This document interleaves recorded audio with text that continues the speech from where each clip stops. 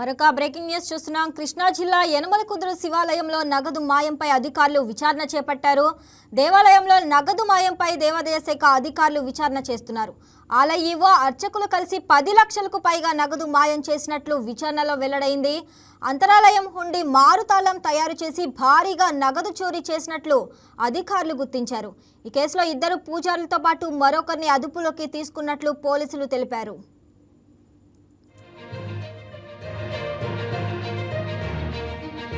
పెనమలూరు మండలంలోని శ్రీ యనమలకుదురు గ్రామంలో చేసిన శ్రీ రామలింగేశ్వర దేవస్థానంలో సోమవారం నాడు పేపర్లో న్యూస్ ద్వారా హుండీలో డబ్బులు మాయమని రావడం జరిగింది. దాని మీద విచారణకు సోమవారం వచ్చి విచారణ చేయడం జరిగింది. విచారణ చేసి సిబ్బంది అందరి దగ్గర కూడా విచారణ చేశాము. అప్పటికే ఇక్కడ దాత అయిన సంగా నరసింహారావు గారు పోలీస్ స్టేషన్లో కూడా కేసు పెట్టడం జరిగింది. పోలీస్ డిపార్ట్మెంట్ వారు కూడా విచారణ చేయుచున్నారు. వాళ్ళు కూడా అందరి దగ్గర స్టేట్మెంట్లు తీసుకున్నారు. ఆ విచారణలో పోలీసులు అర్చకులను కూడా 2 అర్చకుల్ని అరెస్ట్ చూపించారు. మరి అదేవిధంగా ఇక్కడ ఈవోగా పనిచేసిన భవానీ పేరు కూడా ఎఫ్ఐఆర్లో నమోదై ఉంది. ఆవిడ కోసం కూడా విచారణ చేయుచున్నారు. అదేవిధంగా నేను సోమవారం నాడు విచారణ చేసి నా విచారణలో వీళ్ళు ఇచ్చిన సమాచారం మేరకు దేవాదాయ శాఖ కమిషనర్ వారికి ప్రిలిమినరీ రిపోర్ట్ పంపించడం జరిగింది.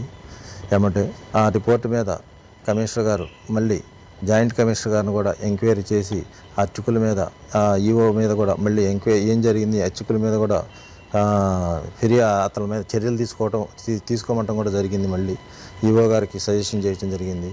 ఇప్పుడు పనిచేస్తున్న ఈవో భవానీ గారు కూడా ఆమె లాంగ్ లీవ్ పెట్టేసి మెయిల్లో పెట్టేసి ఆవిడ ఫోన్కి కూడా అందకుండా ఆవిడ ఫోన్ కూడా రెస్పాండ్లో లేకుండా మనిషి మాకేమీ ఇక్కడ ఫోన్లో కూడా కాంటాక్ట్లో లేదు.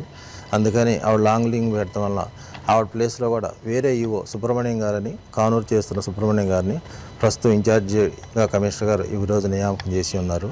వారు ఈరోజు సాయంకాలం రేపు మార్నింగ్ వచ్చి ఛార్జ్ కూడా తీసుకోవడం జరిగింది. ఇప్పుడే మా ప్రాంతీయ సమితి కమిషనర్ గారు కూడా వచ్చి సిబ్బంది అందరి దగ్గర కూడా స్టేట్మెంట్లు కూడా తీసుకోవడం జరిగింది. దీని మీద ఇంకా లోతుగా మేము విచారణ చేస్తున్నాము. దాని తర్వాత విచారణ వచ్చింది మాకు తెలిసిందంతా కూడా కమిషనర్ గారికి తెలియజేసి దాని మీద చర్యలు తీసుకోవడం జరుగుతుంది. సార్, అమౌంట్ 10 లక్షలు అంటున్నారు, ఇంకా ఎక్కువ పెరిగే అవకాశం ఉంది. అది విచారణలో తెలియాలండి. అది కరెక్ట్గా సుమారు అంత అని చెప్తున్నారు, కానీ సిబ్బంది కూడా ఎవరు కూడా ఇంత అంత అని చూసి మరి ఇంత తీశారని చెప్పట్లేదు. దానికి మాకు సీసీ ఫుటేజ్ కూడా ఈరోజు కూడా నిన్న తీసుకోవడం కూడా అడిగాము. అది కూడా తీసుకోవడం జరిగింది. దాదాపు ఒక 25-26 రోజుల నుంచే ఇక్కడ బ్యాకప్ ఉంది. అంతకుముందు మరి సీసీ ఫుటేజ్ కూడా అవైలబుల్గా లేదు. అట్లానే ఈ సిబ్బంది ఇచ్చిన స్టేట్మెంట్లు అన్నింటి మీద కూడా తీసుకొని దాని మీద విచారణ చేసి తగిన చర్యలు తీసుకోవడానికి సిఫార్సు చేయడం జరుగుతుంది.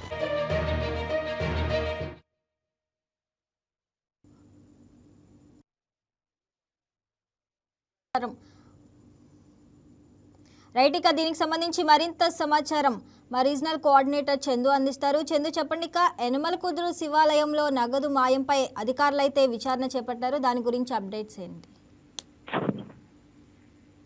శ్రావణి, పెనమలూరు నియోజకవర్గంలోని యనమలకుదురు శివాలయంలో భారీగా నగదు మాయమైన ఏదైతే సంఘటన ఉందో అదైతే కలకలో సృష్టించిందని చెప్పాలి. దీనిలో ఆలయంలో అదేవిధంగా 2 అర్చకులు కూడా కలిసి ఉన్నట్టుగా అయితే మాత్రం ప్రధానంగా గుర్తించారు. మొత్తాన్ని చూసుకుంటే 10 లక్షల రూపాయలకు పైగా నగదుని మాయం చేసిన వైనం అయితే మాత్రం నెలకొందని చెప్పాలి. అయితే అంతరాలయం ఉండి మారుతాలో తయారు చేసి భారీగా నగదుని చోరీ చేసేందుకు ఇటు ఈవో అదేవిధంగా అటు అర్చకులు కూడా ఒక ప్రణాళికనైతే సిద్ధం చేసుకున్నారు. ఆ నేపథ్యంలోనే ఏదైతే నగదుని చోరీ చేసిన అనంతరం తర్వాత పంపకాల్లో తేడా వచ్చిన పరిస్థితి ఉంది. అయితే ఆ పంపకాల్లో తేడా వచ్చిన నేపథ్యంలోనే వాళ్ళు ఒకరికొకరు గొడవ పట్టు అదేవిధంగా మద్యం దుకాణంలో పంచాయతీ పెట్టుకున్న పరిస్థితి ఉంది. అయితే ఆలయ హుండీకి సంబంధించి ఇప్పటికే ఆలయ హుండీలో ఎవరైతే డబ్బులు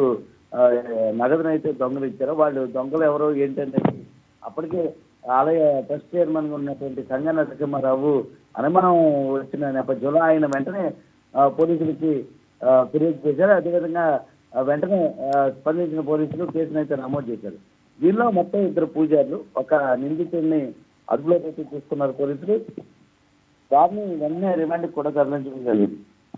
అయితే ఆలయో భవానీ ఎవరైతే ఉన్నారో ఆవిడ పర్యటనలో ఉన్నట్టు సమాచారం అయితే అందుతోంది. అయితే ఆమె దీనికి కీలకమైనటువంటి సూత్రధారిగా అయితే మాత్రం పోలీసులు నిర్ధారించారు. అయితే దీనిపై విచారణ జరగడానికి దేవాదాయ శాఖ అధికారులని ప్రత్యేకంగా నియమించడం జరిగింది. అదేవిధంగా దీనికి సంబంధించిన రిపోర్ట్ను అంటే నివేదికను ఇవ్వమని కూడా దేవాదాయ శాఖ ఆదేశించిన పరిస్థితి ఉంది. అయితే పేపర్లో వచ్చినటువంటి కథనాలు అంటే వీటిలో మీడియాలో వచ్చినటువంటి కథనాలు చూసి విచారణ చేయడానికి వచ్చామని కూడా అధికారులు అయితే చెబుతున్నారు. అయితే నేరం చేసిన ఇద్దరు అధికారులని అదేవిధంగా ఒక ఉద్యోగిని పోలీసులు అరెస్ట్ చేసిన పరిస్థితి ఉంది. అదేవిధంగా దీనిపై పూర్తి విచారణ చేసి దేవాదాయ శాఖ కమిషనర్కి పూర్తిగా రిపోర్ట్ను అందించమని కూడా చెప్పిన నేపథ్యంలో వాళ్ళు రిపోర్ట్ను కూడా పంపించారు. అదేవిధంగా ఇక్కడ మరి ఆలయ ఈవో ఇలాంటి పనే చేశారు. మరి ఈవో దీని మీద ఏమన్నా స్పందించారా? పోలీసులు విచారణ స్టార్ట్ చేశారు కదా.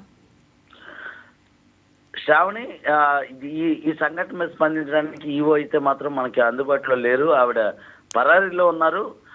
ఏదైతే సంఘటన జరిగిందో అంటే ఆ మద్యం దుకాణంలో ఏదైతే పంచాయతీ నిర్వహించారో తెలిసిన వెంటనే కూడా ఆలయానికి సంబంధించిన సంఘ నరసింహారావు వెంటనే పోలీసులకి ఫిర్యాదు చేయడం, అదేవిధంగా పోలీసులు రంగప్రవేశం చేయడం, అదేవిధంగా పోలీసులు దీని మీద కేసు నమోదు చేయడంతో అది తెలుసుకున్న ఈవో భవానీ వెంటనే పరారీ అయినట్టు అయితే మాత్రం తెలుస్తుంది. ఈ నేపథ్యంలోనే ఆవిడ ఒక కొత్త రూట్ని అయితే ఎంచుకుంది. అదేంటంటే లాంగ్ లీవ్ పెట్టి మెయిల్ ద్వారా సందేశాన్ని వారికి పంపించిన పరిస్థితుంది. అంటే దేవాదాయ శాఖ అధికారులకి ఈవో భవానీ ఫోన్కు ఎన్నిసార్లు ఫోన్ చేసినా కూడా ఆవిడ అందుబాటులో లేరని కూడా వాళ్ళు చెబుతున్నారు. అదేవిధంగా ఆవిడ స్థానంలో కానూరుకు సంబంధించిన మరో ఈవోని ఇక్కడ నియమించారు. అయితే ప్రధానంగా ఇప్పుడు దానిలో ఎవరెవరు ఉన్నారు ఏంటి, అదేవిధంగా సూత్రధారి ఎవరు, అదేవిధంగా దానిలో మార్గాలని తయారు చేసే ఆలోచన ఎవరు చేశారు ఏంటి అన్న అంశాలపై